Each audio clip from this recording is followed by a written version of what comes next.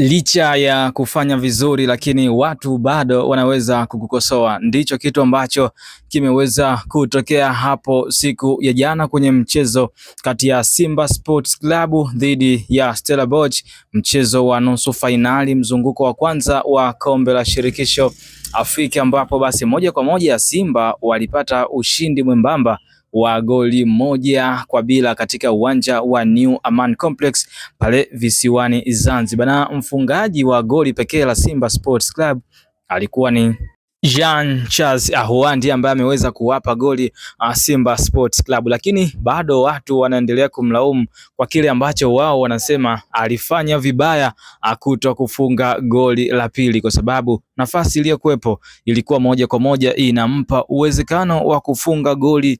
la pili dakika za jioni kabisa, ambapo aliweza kukosa goli la wazi kabisa, na hiyo anasema huenda ingesaidia basi Simba Sports Club kuweza kumaliza mchezo hapa nyumbani, na kwenye mchezo wa marejeano basi ingekuwa ni rahisi sana kwa Simba Sports Club kwa sababu wale wangekuwa na mlima wa goli 2-0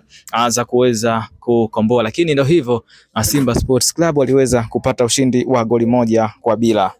Lakini yote kwa yote tunaweza tukasema ya kwamba lazima tuwapongeze Simba kwa kile ambacho wameweza kukipata kwenye uwanja nyumbani kwa kupata ushindi wa goli 1-0, lakini pia Jean Charles Ahoua aliweza kufanya kazi ya ziada kwa kuweza kuwapatia Simba Sports Club goli pekee ambalo liliweza kudumu ndani ya dakika 90, licha ya kwamba bado wanamtuhumu kwamba alistahili kufunga goli jingine. Lakini pia tunaweza kusema ya kwamba Simba Sports Club wanaendelea vizuri kweli kweli kwenye mashindano ya kimataifa, hasa kwenye hii ngazi ya nusu fainali, ambapo basi moja kwa moja wameweza kupata ushindi wa goli 1-0 dhidi ya Stellenbosch kwenye mchezo wa kwanza wa nusu fainali.